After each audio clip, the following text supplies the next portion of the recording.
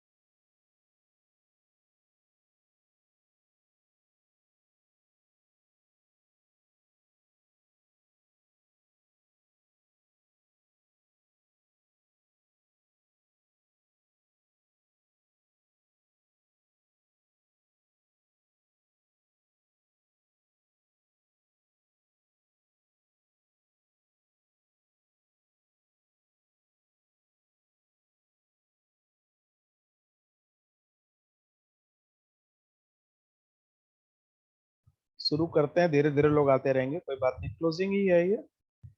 Okay sir, yes. हाँ। तो per unit and total cost, this is a very important factor and which is closely monitored by both, that is the end user as well as the product manufacturer, because both have their benefit hidden in this. As the end user, the cost is a prime concern while purchasing a product, whereas for a manufacturer the end total cost involved for producing the unit is very important factor for making the return on investment, that how much return of investment he is getting by producing this product. So cost is a highly sensitive factor for commercial products. Any failure to the position the cost of a commercial product at a nominal rate may lead to the failure of the product in the market. Proper market study and cost benefit analysis, तो इसकी बात हम लोगों ने की थी कि proper market study आपको करनी होगी बिफोर जो है आप अपने मार्केट को प्रोडक्ट को मार्केट में लॉन्च करें।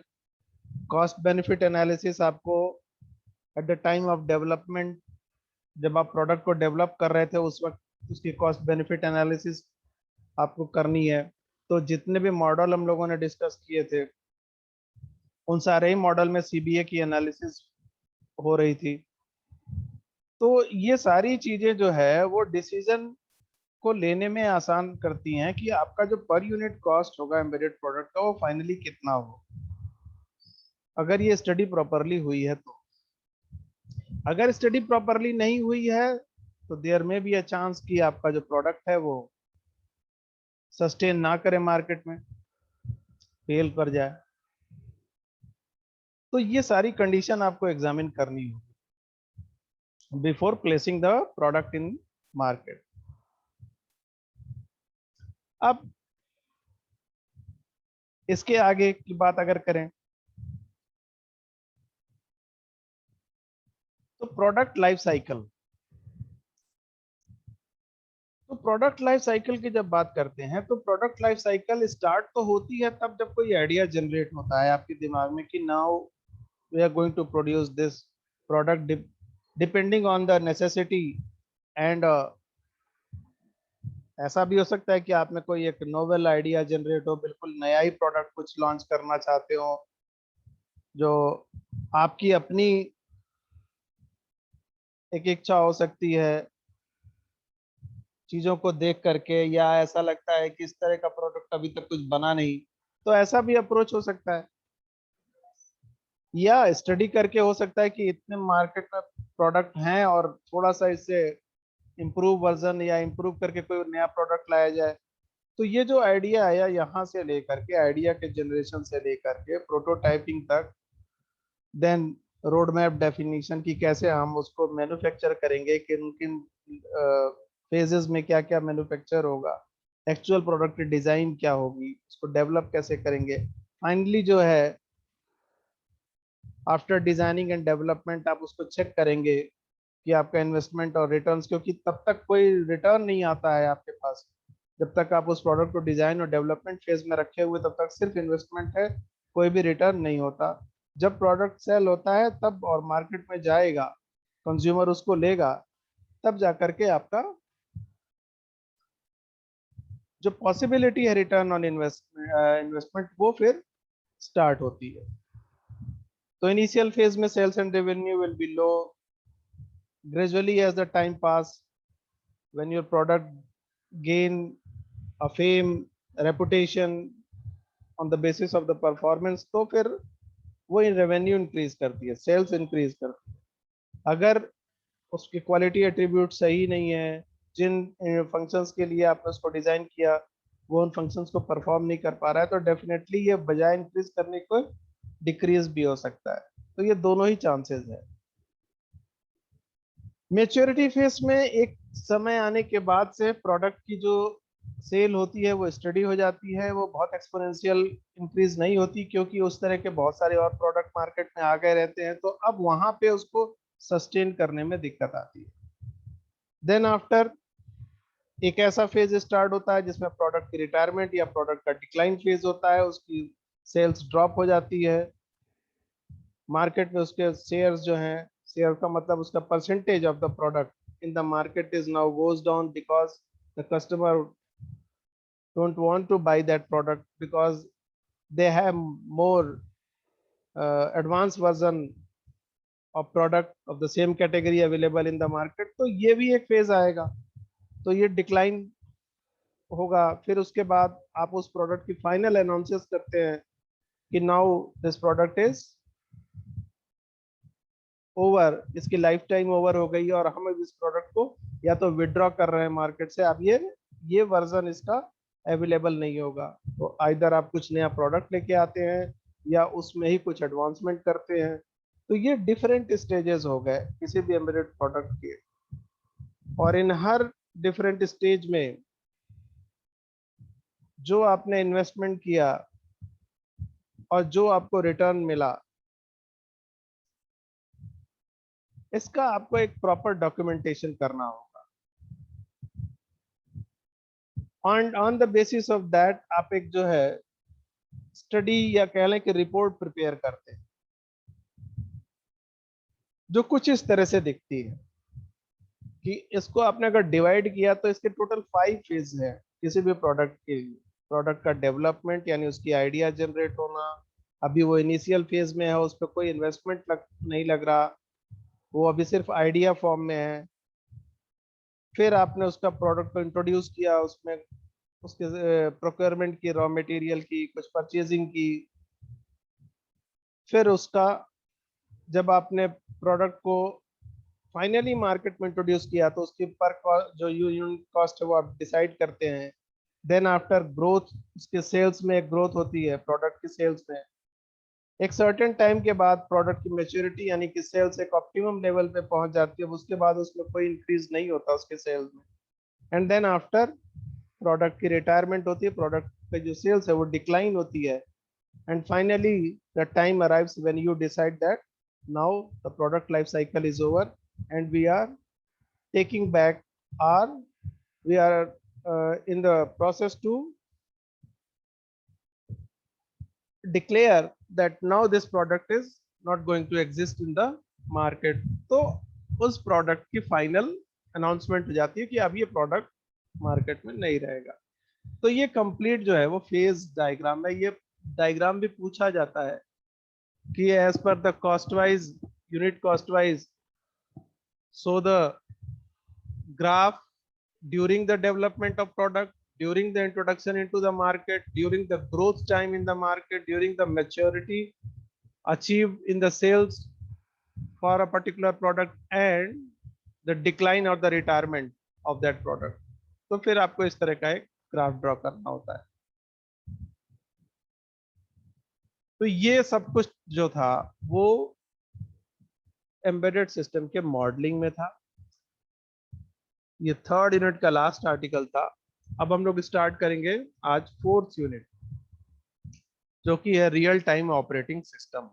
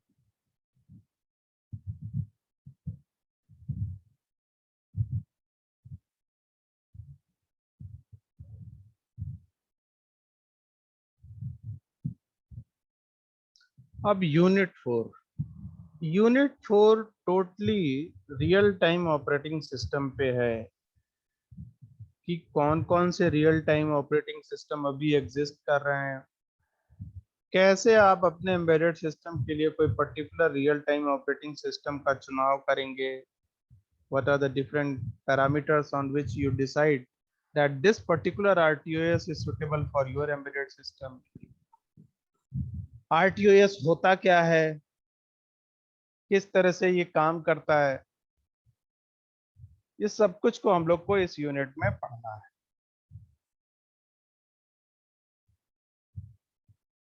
तो हाउ टू चूज RTOS, किसी भी रियल टाइम ऑपरेटिंग सिस्टम का चुनाव कैसे किया जाए, क्या पैरामीटर्स होंगे। The decision of choosing an RTOS for an embedded system is very crucial. ये बहुत ही इम्पोर्टेंट चीज है, क्योंकि बहुत सारा आपका जो ऑपरेशन है एम्बेडेड सिस्टम का वो इस पर डिपेंड करेगा, रियल टाइम ऑपरेटिंग सिस्टम पे। बहुत सारे ऐसे फैक्टर्स होंगे जिनको आपको केयरफुली एनालाइज करना होगा before deciding a particular RTOS for your embedded system. वो फैक्टर्स जो हैं वो इधर फंक्शनल भी हो सकते हैं, नॉन फंक्शनल भी हो सकते हैं, ऑपरेशनल भी हो सकते हैं, नॉन ऑपरेशनल भी हो सकते हैं। तो जितने भी हम लोगों ने अभी पीछे पढ़े वो सारे के सारे फीचर्स को ध्यान में रख करके और आपके अपने एम्बेडेड सिस्टम की क्या रिक्वायरमेंट है उसको कंसीडर करते हुए आपको एक पर्टिकुलर RTOS को चुनना होता है।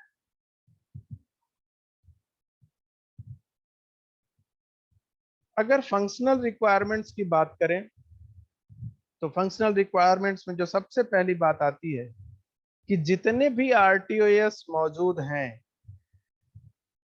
वो जरूरी नहीं है कि वो सारे के सारे प्रोसेसर या कंट्रोलर आर्किटेक्चर को सपोर्ट करते हों।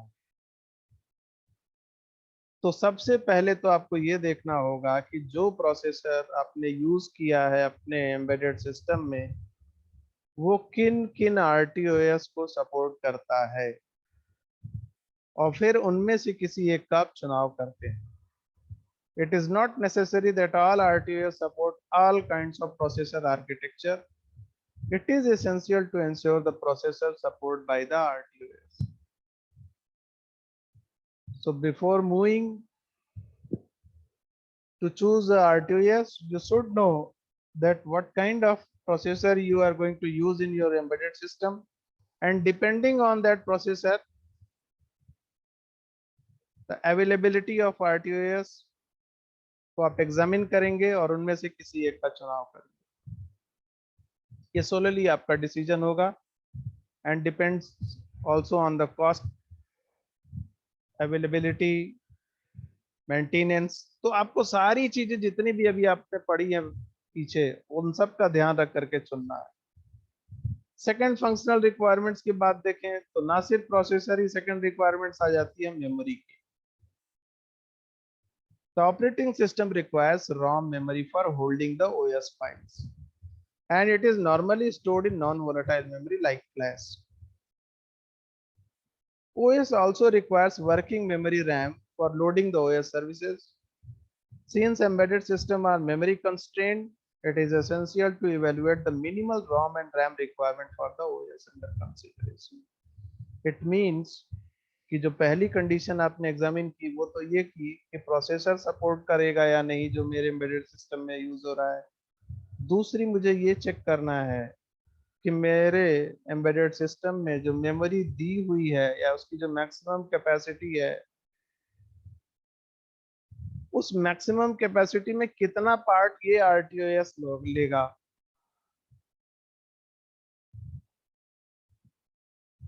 तो वो रैम और रोम दोनों को यूज करेगा अपनी फंक्शनैलिटी में, तो कितना उसको रोम एरिया चाहिए, कितना रैम एरिया चाहिए। आरटीओएस तो बहुत अच्छा चुन लिया, पता लगा आपका जो है मेमोरी रिक्वायरमेंट कंप्लीट नहीं हो रहा, मेमोरी कम है आपकी, एम्बेडेड सिस्टम में जो आपने मेमोरी यूज किया हुआ है वो कम है, तो फिर वो वहां पे फिजिबल सॉल्यूशन नहीं होगा। तो ये दूसरा रिक्वायरमेंट हो गया, फंक्शनल रिक्वायरमेंट जो किसी आरटीओएस को सेलेक्ट करने के लिए। तीसरा, real time capabilities. It is not mandatory that the operating system for all embedded system need to be real time. And all embedded operating systems are real time in behavior. ये जरूरी नहीं है कि जितने भी ऑपरेटिंग सिस्टम यूज हो रहे हो सारे एम्बेडेड सिस्टम में वो रियल टाइम में ही ऑपरेट हो रहे हो।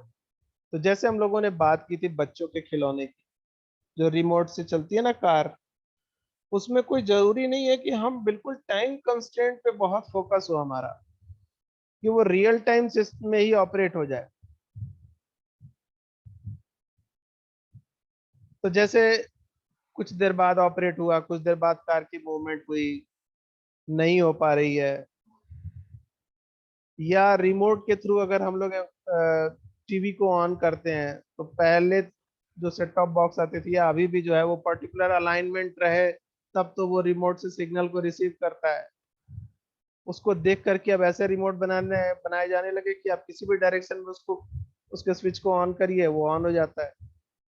यानी रियल टाइम फंक्शनैलिटी को धीरे धीरे इम्प्रूव किया गया, क्योंकि वहां पे हमको ये चाहिए कि भाई मेरा टीवी तुरंत ऑन होना चाहिए, तुरंत ही मुझे अपने उस प्रोग्राम पे जाना है। But there is certain time, lagging time for starting the set top box, for choosing that particular channel। तो आपने देखा होगा कि सारे टीवी जो है उनका सेट टॉप बॉक्स इस तरह का ट्यून रहता है कि पर्टिकुलरली एक पर्टिकुलर चैनल से वो स्टार्ट होते हैं जो आपने सेट किया हुआ है, फिर आपको एक दूसरे चैनल पे जाना होता है। तो उस कंडीशन में अगर आपका रिमोट वो पुराने वाले तरह का है कि उसको प्रॉपर अलाइनमेंट चाहिए, तो आपकी एक पोजीशन होनी चाहिए उसको बटन को ऑपरेट करते समय, तब वो सिग्नल रिसीव करेगा।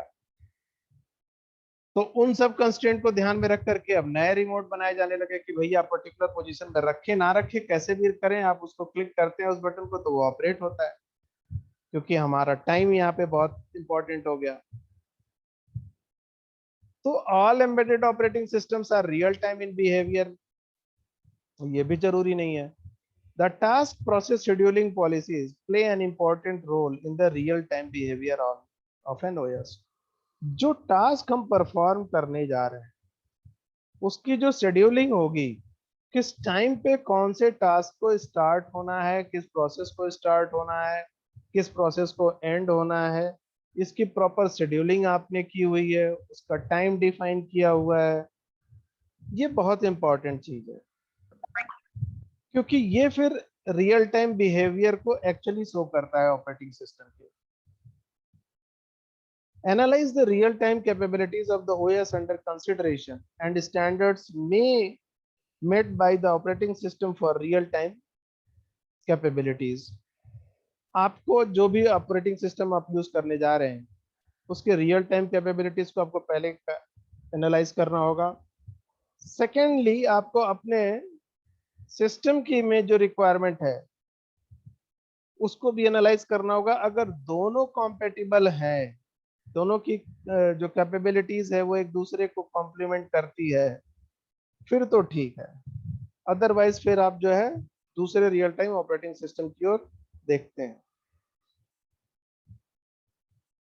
कर्नेल एंड इंटरप्ट लेटेंसी, तो अभी तक हम लोगों ने बात की नहीं है कर्नेल की कि कर्नेल क्या है। इसके आगे हम लोग बहुत डिटेल में बात करने वाले हैं कि what is kernel, how it is defined, what is the role of kernel. The kernel of the OS may disable interrupts while executing certain services and it may lead to interrupt latency. तो kernel आरटीओएस का कभी कभी जब अपना कोई काम कर रहा होता है तो वो इंटरप्ट्स को डिसेबल कर देता है उस प्रोसेसर के या उस कंट्रोलर के जो आपने एम्बेडेड सिस्टम में यूज किया है। तो ऐसा करने से अगर कोई इंटरप्ट जनरेट होगा तो वो इंटरप्ट कंट्रोलर तक रीड नहीं होगा, क्योंकि कर्नेल अपना कोई काम कर रहा है। कंट्रोलर उस इंटरप्ट को रिकॉग्नाइज ही नहीं करेगा क्योंकि वो इंटरप्ट अभी डिसेबल है, उस जगह पे उनको मास्क किया गया है। तो वो इंटरप्ट एक्चुअली में कंट्रोलर तक पहुंचेंगे ही नहीं कि कौन से ऑपरेशन को किया जाना है। तो उस कंडीशन में जब तक कर्नल अपना काम पूरा कर नहीं लेता और फिर उसको डिसेबल से इनेबल कर नहीं देता, तब तक वो इंटरप्ट कंट्रोलर के थ्रू सर्विस नहीं किए जा सकते। और इसी को कहा इंटरप्ट लेटेंसी। इंटरप्ट के कंप्लीट होने या उसको प्रोसेस होने में हुई देरी, latency time. For embedded system whose response requirements are high, these latencies should be minimal. अब एक ऐसे एम्बेडेड सिस्टम को आप बनाने जा रहे हैं जिसमें रिस्पांस टाइम बहुत हाई है, यानी कि काफी सेंसिटिव वो एम्बेडेड सिस्टम है जिसमें क्विक रिस्पॉन्सेस चाहिए, और आपने उसके इंटरप्ट्स को ही डिसेबल कर रखा है। तो फिर उसकी जो ऑप्टिमम रिक्वायरमेंट है क्विक रिस्पॉन्स की, वो हैम्पर हो जाएगी यहाँ पे। तो लेटेंसी शुड बी मिनिमल, ये अब आपको चेक करना होगा कि जो ऑपरेटिंग सिस्टम, जो रियल टाइम ऑपरेटिंग सिस्टम आप यूज करने जा रहे हैं, क्या उसके कर्नेल में ये फीचर है कि वो डिसेबल करके रखता है इंटरप्ट को। अगर डिसेबल करके रखता है तो कितनी देर तक रखता है, क्या उसकी वजह से मेरे टोटल एम्बेडेड सिस्टम पे कोई इफेक्ट तो नहीं होगा। ये सब कुछ जो है वो आपको चेक करना पड़ेगा। Next one is the inter-process communication and task synchronization. The implementation of inter-process communication and synchronization is OS kernel dependent. Inter-process communication, एक embedded system से कई प्रोसेस हो रहे हैं और उन सारे प्रोसेस के बीच में कम्युनिकेशन भी होना है, उनका प्रॉपरली सिंक्रोनाइजेशन भी होना है। ये सारी चीज जो है वो रियल टाइम ऑपरेटिंग सिस्टम का जो कर्नेल है उसको देखना होता है, क्या वो कर पा रहा है या नहीं। बंच ऑफ ऑपरेशंस एक साथ हो रहे हैं, उनके बीच में कम्युनिकेशन या सिंक्रोनाइजेशन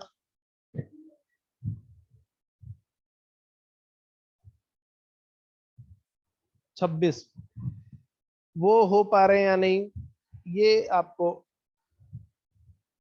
लिस्ट आउट करना होगा। Certain kernels may provide a bunch of options whereas other provides very limited options. कुछ ऐसे kernels हैं जो कि उनके पास वैरायटी होती है, वेरिड नेचर होता है।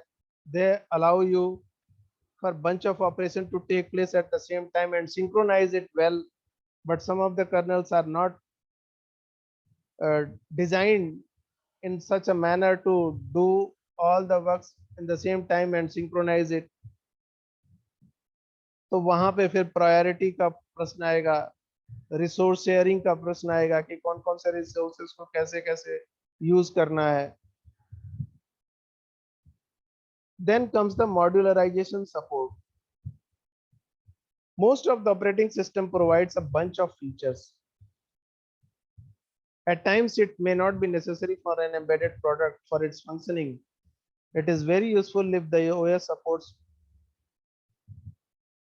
modularization where and which the developer can choose the essential modules and recompose it the OS image for functioning. हालांकि ये मॉड्यूलराइजेशन नहीं है, मॉड्यूलराइजेशन है, सी नहीं डी है ये मॉड्यूलराइजेशन। तो कहने का मतलब यहाँ पे ये है कि जो ऑपरेटिंग सिस्टम आपने यूज करना है या जिसका डिसीजन आपने ले लिया,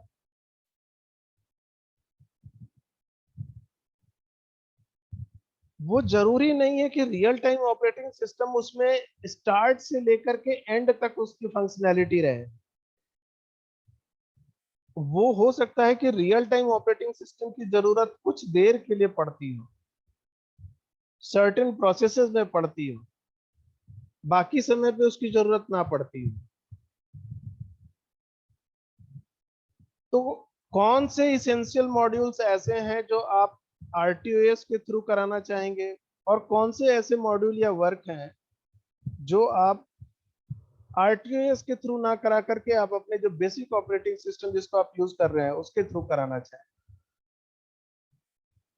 तो इसके भी आपको एक एनालिसिस करनी होगी कि which of the functions which you want to be carried out by the base operating system and what are the different functions which you want to be carried out to be performed by the real time operating system, because there the real time response is very necessary. तो ये आपको ध्यान रखना है, आपको design करते समय सोचना है, और उसके अकॉर्डिंग ही आपको ये आरटीओएस का सिलेक्शन भी करेंगे। क्या जो आपका ऑपरेटिंग सिस्टम है वो नेटवर्किंग या कम्युनिकेशन को सपोर्ट करता है या नहीं, क्योंकि बहुत सारे तरह के आप कम्युनिकेशन प्रोटोकॉल यूज करेंगे, जैसे हम लोगों ने पढ़ा था पीछे RS-232, SPI, I2C, UART, CAN। क्या इन सारे को वो सपोर्ट करता है, कुछ को सपोर्ट करता है। तो ज्यादातर केस में हम उसके लिए जाते हैं जो बहुत सारे इंटरफेसेस को सपोर्ट करता हो, या जो एम्बेडेड प्रोडक्ट मैं बनाने जा रहा हूं एटलीस्ट उसके तो सारे इंटरफेस को करे ही। Development language support. Certain operating systems include the runtime libraries required for running applications written in languages like Java and C++. C है। A Java virtual machine customized for operating system is essential for running Java applications. Similarly, the .NET Compact framework is required for running Microsoft .NET applications on top of the operating system. The OS may include these components as built-in component. If not, check the availability of the same from a third-party vendor or the OS under consideration. अब जो operating system आप use कर रहे हैं वो operating system किन किन languages को सपोर्ट करती है। जो ऑपरेटिंग सिस्टम का कर्नेल प्रोग्रामिंग आप करने वाले हैं वो किस में करने वाले हैं, सी में कर रहे हैं, जावा में कर रहे हैं, .NET है, या इन तीनों को वो सपोर्ट करता है, या वो किसी पर्टिकुलर लैंग्वेज के लिए कस्टमाइज किया गया है। क्योंकि अभी हम लोग आगे देखेंगे कि जब आरटीओएस की प्रोग्रामिंग होगी कि वो किस लैंग्वेज में है, तो sometimes it use .NET, sometimes it's based on C++। तो ये सारे फीचर्स उन आरटीओएस में है या नहीं, और प्लस जो हमारा बेसिक बेस ओएस है उसको भी ये सपोर्ट करते हैं या नहीं, उसमें ऐसा कंपाइलर हमने यूज किया हुआ है या नहीं, यानी कॉम्पेटिबिलिटी है या नहीं। तो इन सारी चीजों को हमें देखना होगा बिफोर सिलेक्शन ऑफ एन आरटीओएस। ये सारे तो उसके फंक्शनल रिक्वायरमेंट्स। अभी नॉन फंक्शनल रिक्वायरमेंट्स की तो हम लोगों ने बात करी ही नहीं। तो अगर क्वेश्चन आता है कि how an RTOS is selected, 2 number में आता है, तो then it is very easy to write that the selection of an RTOS is based on the functional and non-functional requirements of embedded system। ये तो ठीक है, लिख दिया। और अगर थोड़ा और लिखना चाहते हो फंक्शनल रिक्वायरमेंट्स में ये 6 पॉइंट्स लिख दिए, processor support, memory requirement, real time capability, kernel inter process modularization और support for networking and development language, ये तो आपने लिख दिया पॉइंट्स इसके। पर अगर ये सिर्फ इतना ही पूछ लिया कि explain all the functional requirements in detail while choosing an RTOS for an particular embedded system, तो आपको कंप्लीटली इसको एक्सप्लेन करना होगा। और ऐसा क्वेश्चन पूछा जा सकता है क्योंकि इस पेपर में थियरी ज्यादा है, तो थ्योरेटिकल क्वेश्चंस इस तरह के आ सकते हैं कि फंक्शनल रिक्वायरमेंट्स क्या हैं, उनको कैसे चूज करेंगे, कैसे उनका सिलेक्शन होता है।